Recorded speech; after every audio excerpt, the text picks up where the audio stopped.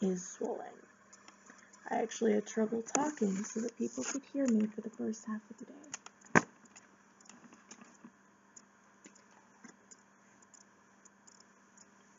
It's actually been a really long time since I've posted to this channel. Mostly because it is the only channel that uses my legal name. Usually I post to Aurora Laloon. I also have another channel, Luna Silverheart. Dark Lady in the Moon is an old one that I don't have access to because it was hacked years ago whenever things were still going on. I'm going to talk about something.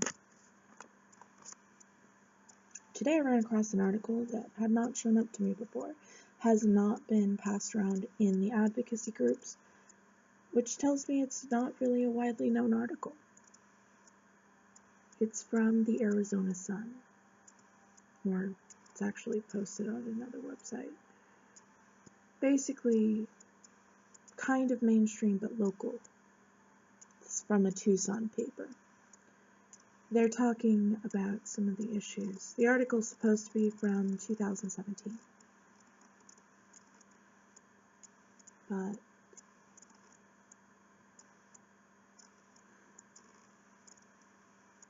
it's 2019.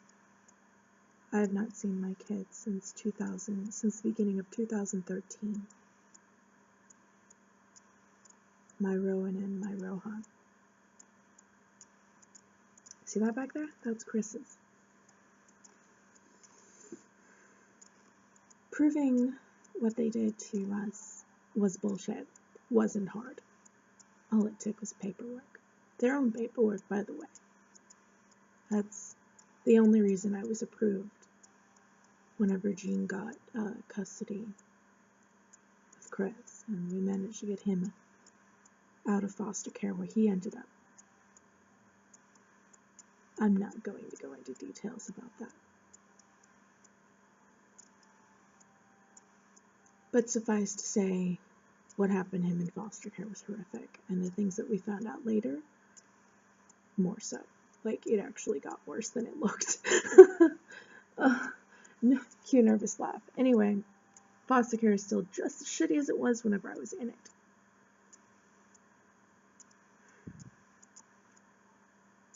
That brings me to, I've talked about this. I never shut up about it, really.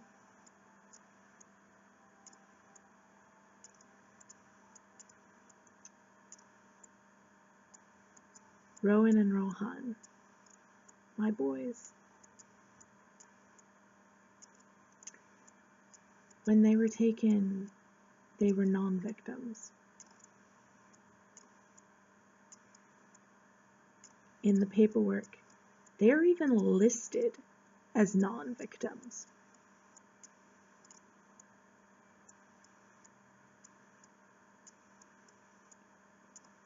They never accused me of doing anything specific. Just, you have a mental illness. Just dubious claims that had nothing to pin them down. We had a judge, whenever it finally did go to court, who was all for the funding.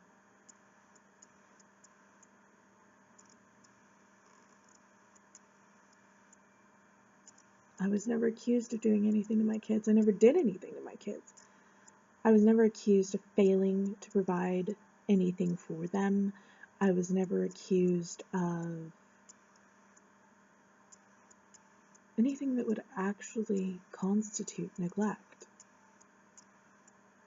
It was unspecified neglect on the basis that I would eventually do something, or that because I had this diagnosis, which wasn't even the same thing that they were claiming, I have PTSD. That's the only mental health diagnosis that I have. At the time, because of this stuff, I actually ended up fighting another diagnosis, because then they were like, oh, there must be something to it. You would be surprised how fast people go along with this shit. I was told by family advocates, official advocates. That's why I say they're trash. They're useless. Because all someone has to do is play whatever bias that they have. And it's a nightmare. My kids and I completely fell through the cracks of anything that was supposed to stop anything from happening. But I also realized that this was incredibly common. And it still is. It is worth saying that this still happens to people. That just having a mental health diagnosis of any kind can still land you in that courtroom fighting for your family. They never accused me of doing or failing to do anything. But that worker was talking to people. I don't know what she said to most of them. I do know by overhearing snippets of conversation that places of work were called.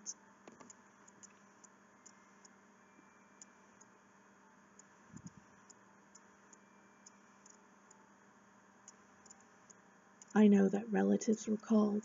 I know that in-laws were called, at least one of them. And I know that my grandfather was told something that he knew was a lie because he was there. He was there at least somewhat often.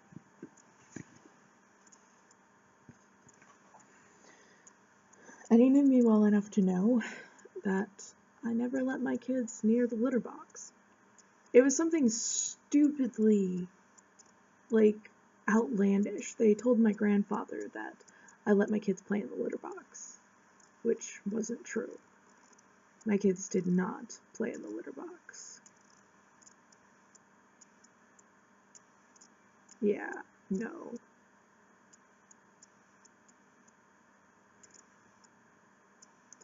There were some lies in the paperwork that could be proven wrong pretty easily just with some photographs that weren't even taken after this. They were taken before this. So, accidental proof. And that's where they said that I did not have baby gates, which is not actually a reason to take somebody's kids. Just saying. People have actually gone and thought about this before, and it's actually been declared that is not a reason. Pick something that's actually, concrete, tangible, and not nitpicky. Because this is actually pretty damn traumatizing for both the parents and the family. I still have nightmares. I can't sleep. I found this article earlier, and I can't sleep anyway, but now I'm just restless on top of it, more so than usual. And this is not even remotely as organized as I had planned it. Not that I put much planning into this. My name is Stephanie Campbell. Legally. My name is Luna. It's pretty much most people who know me, that's how I introduce myself. That's what most people call me. Chris calls me Mom. And once upon a time, so did my kids. I don't know where they are, who they're with.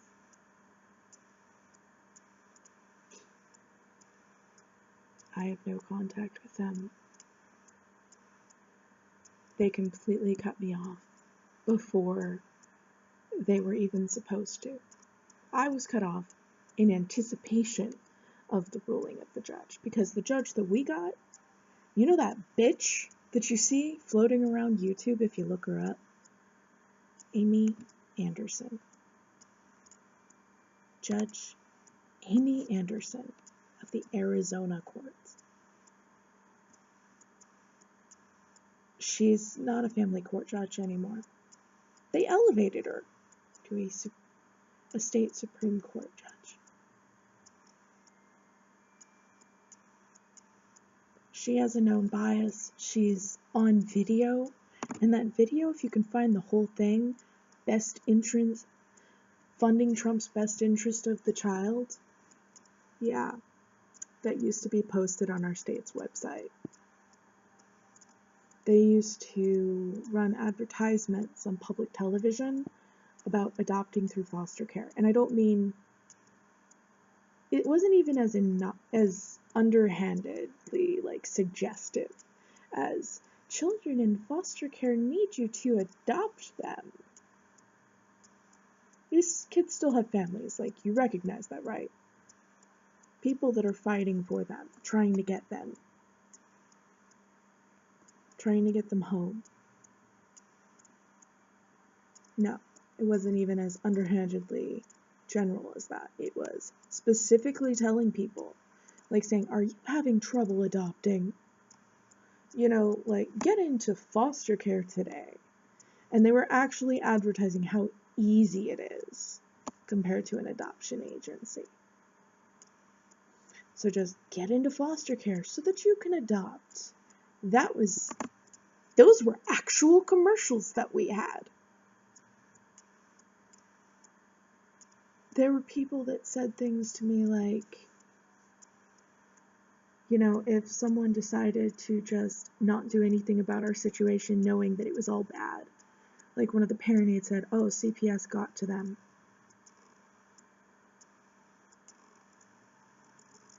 There were others at the time who were saying that it was like the mafia.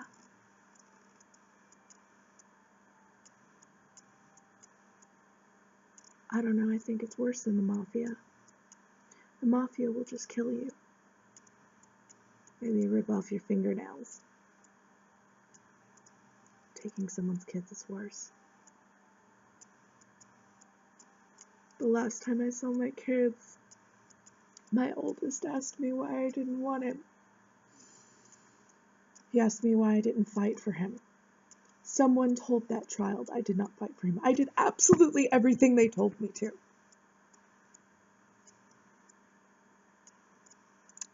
They got told several times, it's on the record, it's also on the record that they never did it, to give me a list of what they wanted.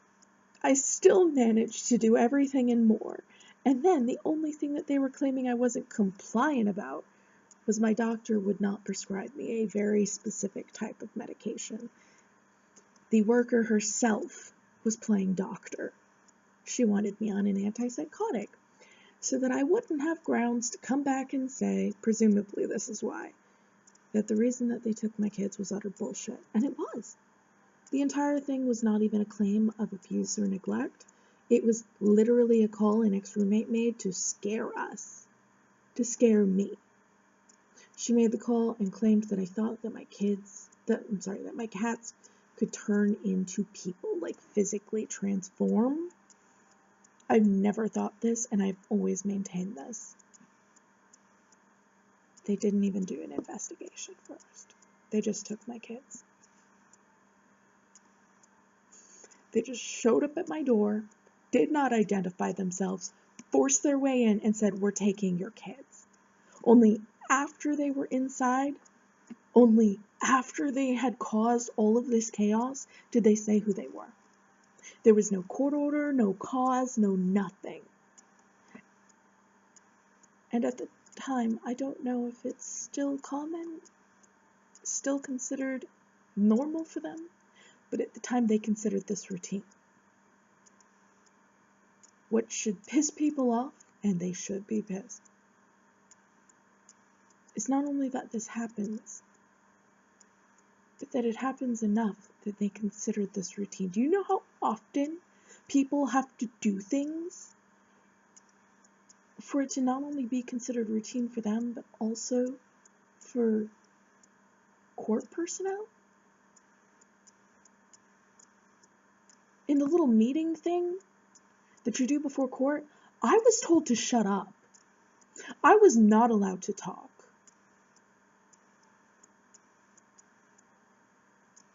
My rapist's lawyer, because my oldest was, yeah, he was treated as more human than I was, oh, by the way, in the United States of America, your rapist has parental rights. They have rights and can fight you in court and take your child from you, by the way. Just in case anybody was wondering about that. He was still treated more human.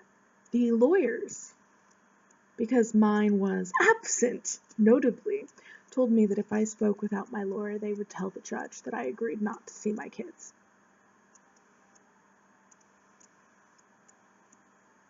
I was threatened into silence constantly, using the fact that using my kids.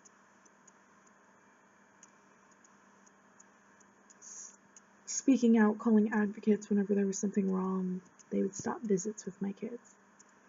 You know, the thing of it is that right now they're talking about, oh, great, we fixed this stuff up here. You haven't fixed accountability with the people who actually handle the cases. You don't understand. Like, it's still at the point where they tell people that you can't record them. And you can. Like, there's nothing in the law about it. They will actually tell you that it's against the law. It's not against the law. As a matter of fact, they have... I actually researched this quite thoroughly. Medical Kidnap has reported on it, that the head advocate for the state is actually giving out false information and could be charged with obstruction because she is actually giving false information to lawyers and judges and to everyone, and it influences cases and how they turn out. A social worker has no expectation of privacy. There are also still policies within CPS, within Child Protective Services, that also violate the rights of the children. For instance, if a child meets with a police officer, I'm going to outline this, with any officer of the law whatsoever, they have a right to have an adult with them. Their parents, their guardians, or someone chosen by them to protect the interests of their children. It is actually a violation of the children's rights to meet with them alone. An extreme violation.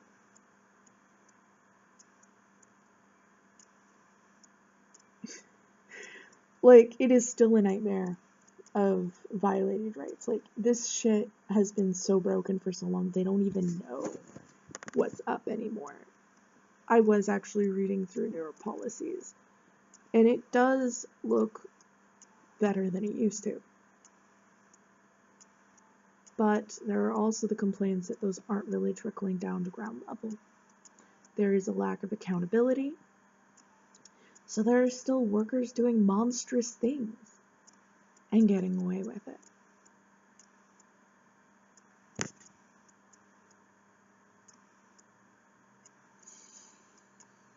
There's also the issue where cases like mine, where they literally didn't even have a case, I still can't find a lawyer who will even look at it because my rights were severed. That shit has to stop. They didn't even have a reason to sever my rights. There was nothing. And everything. There were laws literally broken. And in the end they claimed, oh, she's very bonded to her children. Oh, but, you know, now we're saying that she has this disorder where she can't bond with anybody. But she's bonded to her children, and this will severely harm both of them, as well as their mother, you know, because they're all very bonded to each other. So let's just go ahead with this anyway. They didn't even care. They changed their stories on the stand. Their paperwork doesn't even keep it straight. The worker could not even describe my children.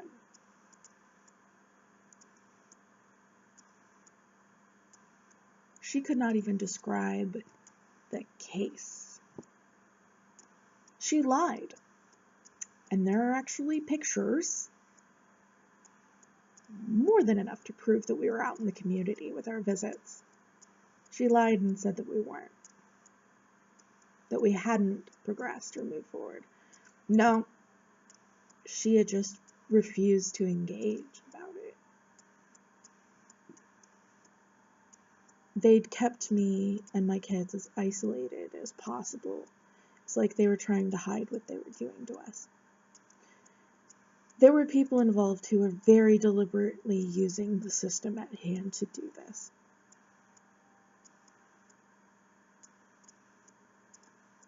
People have been fighting wrongdoing at the hands of this shit longer than I have been alive.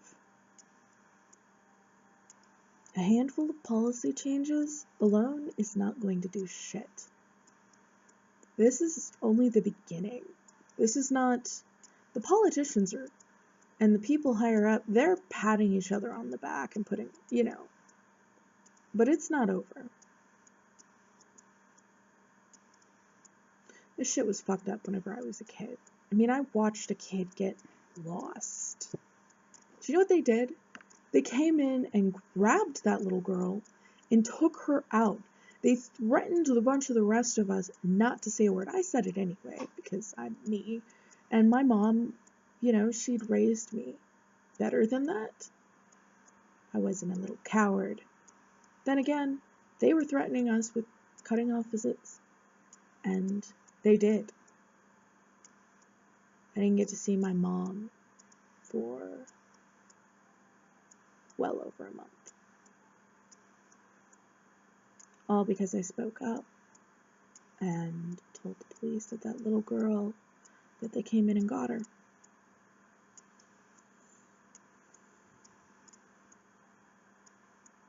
She used to cry every night for her dad. Even as they were taking her out, that little girl was my friend. Even as they were taking her out, carrying her, screaming, she wanted her dad. She wanted to be there for her dad to pick him up. He showed up with the police. I answered the questions. They very deliberately lost her.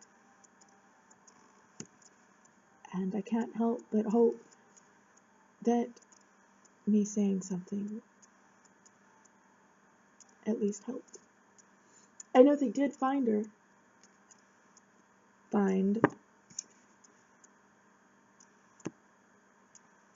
Because she was back at school. It was the same school. Her dad wanted to keep her at the same school, at least till the end of the year. But he didn't want her to really socialize with, wasn't an uncommon reaction to socialize with kids that were still there. She said her dad said that we couldn't be friends anymore.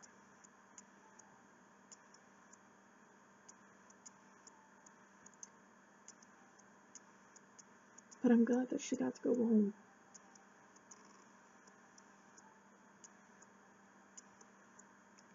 I was one of the younger kids there. Technically, they were not even certified to have a 6-year-old there. But they didn't want to place me with my brother, despite the fact that there was room.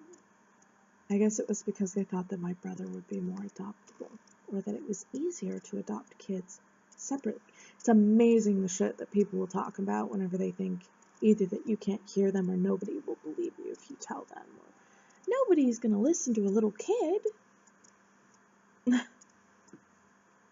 It's amazing. Because sometimes they would just talk right there in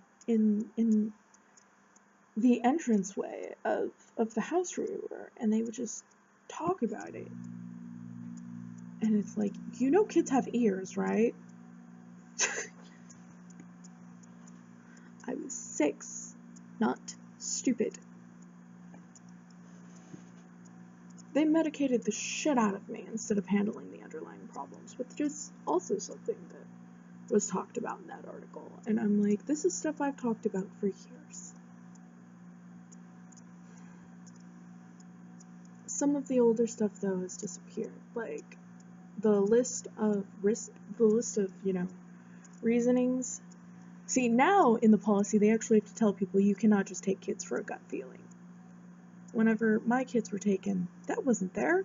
In fact, their list of risk factors said the same thing 3 different ways. They really don't like anyone with a mental health diagnosis. Now they still have policies that directly violate HIPAA. Also, do they understand that if you question children about certain things, they're too young? They may not even understand. Like, you know how many parents play stupid to their kids? Do you, like, have any idea? Do you even have kids? Like, there's actually a question, like, they actually list it, where they're gonna ask your kids how smart your kids think you are.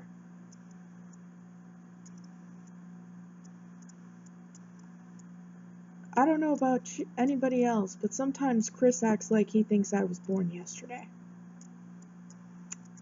And he gets in trouble.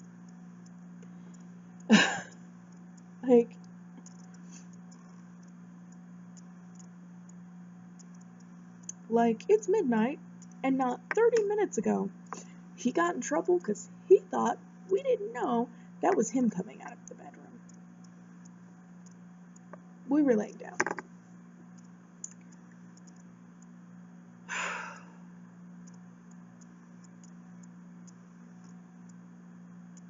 He also thought that we wouldn't know that that was him drawing on the mirror in the bathroom. Like, who else would even do that? Anyway, like, have you actually talked? Like, do you actually even know the developmental, stages that kids are at? Like, and then there's, like, ages where kids just start making up stories. Did you know Chris used to make up stories? Anything that I did, his mom automatically did. And there was actually a point whenever I had to explain to teachers that he called us both mom. So if he started talking about her or me, he didn't really differentiate as much all the time yet. And then there was, like, this transition where he would, like, sometimes call me this, but then he would sometimes call her this. Like, and kids don't always understand everything that's going on around them. And sometimes their understanding of it is weird. Why are you asking them about their parents' health and shit? Kids aren't even supposed to know that shit. I mean, I guess if there's something big going on, they'd know, but how the hell is that your business? That has nothing to do with anything. Or are you just fishing for more reasons?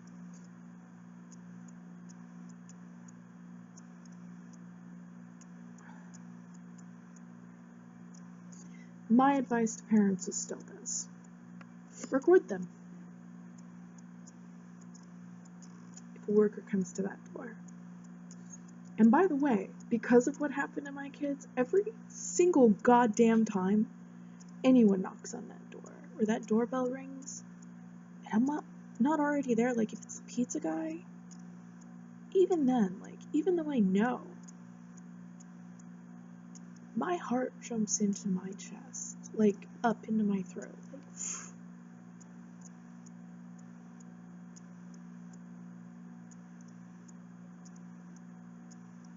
and just, it's hard to explain, but it's the same thing as if just for that brief moment you were facing a life or death situation.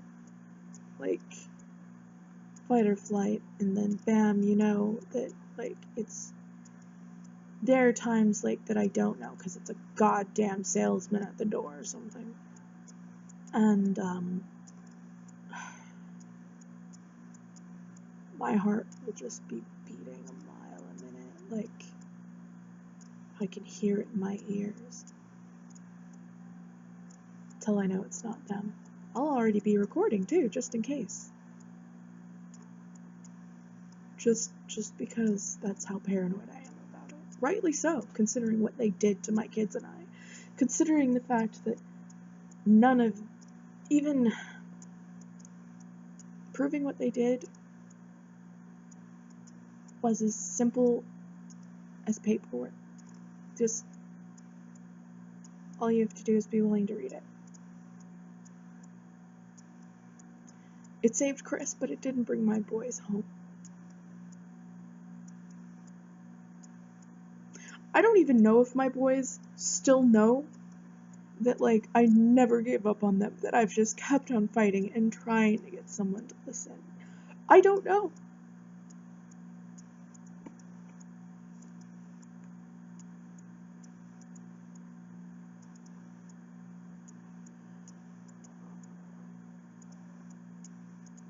I don't know.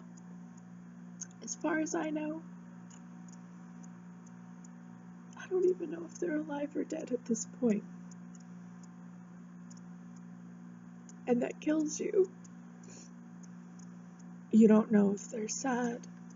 You don't know anything.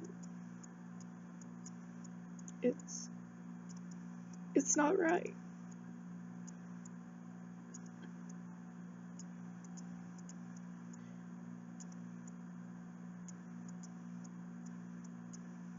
My children were labeled in the paperwork as non-victims. That means nothing actually happened. They can hoo and haw about everything else all they want and claim this, that, and the other to people so that they won't look any closer at the paperwork. And that's what they did. It's amazing how they can just destroy you to the people around you and then say something completely different in paperwork.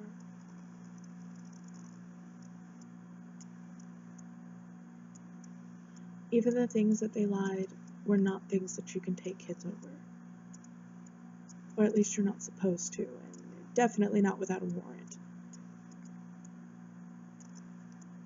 Yet they got away with this. They're still fucking getting away with this. Give me my kids back. Bring them home.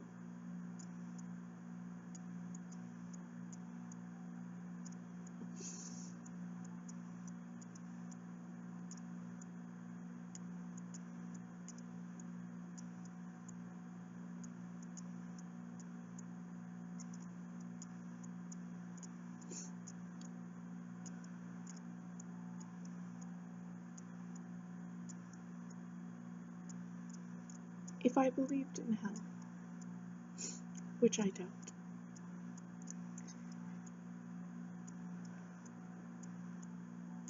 You know what? Here I'm gonna go. If the people who did this to me and my kids were tortured for the rest of reality, for the rest of eternity, till they could not even remember their own names, it would not cover. It would not even begin to cover what I live with every single goddamn day. It would not be enough. And they did this, knowing that, or at least having an idea. Because they do this to other people. Some of them are actually proud of it.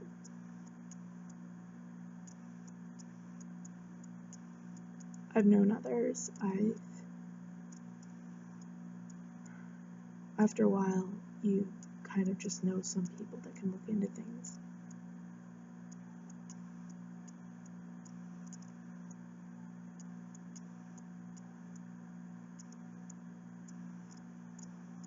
Like, I know sometime within the last year, my kids were registered to have lived in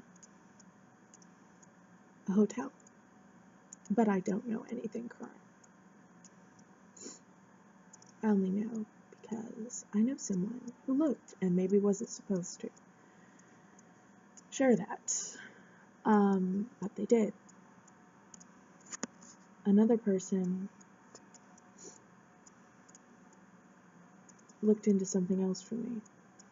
There's somebody else I know who lost their kids purely because of religion. Like, CPS wasn't even involved. This is like 30 years ago. They claimed that their religion was abuse in of itself. It made it an unsafe environment because religion. Do you know how fucked up this shit gets? And don't even get me started on CPS itself. An actual child predator got away in my case. Yeah, because there was actually something there whenever I was a kid. Just, they shouldn't have handled it the way that they did. They didn't handle it right. And then they drove past our mom. My little brother was crying, and I was telling her that she was a horrible person, and I was crying, and that she was a liar and all that, because she was telling me, look, there's your mom. You know, she doesn't love you anymore, she doesn't want you anymore, yada yada. It was all lies. And it hurt all the more whenever my son asked me, Mommy, why don't you want me anymore?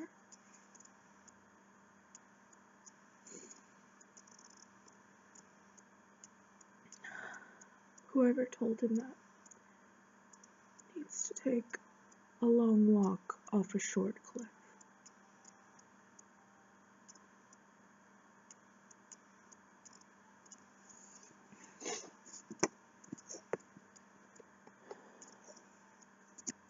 If I believed in hell, it wouldn't be enough. An eternity of torture would not be enough. Because I have lived countless eternities of torture. Just every day. And I've actually lived real life torture, so I can attest that this is actually worse.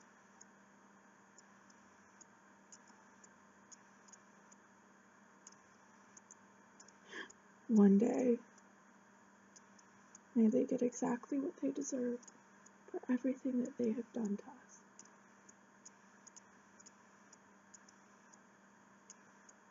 But my voice isn't very loud, so I doubt anyone that matters will ever hear me.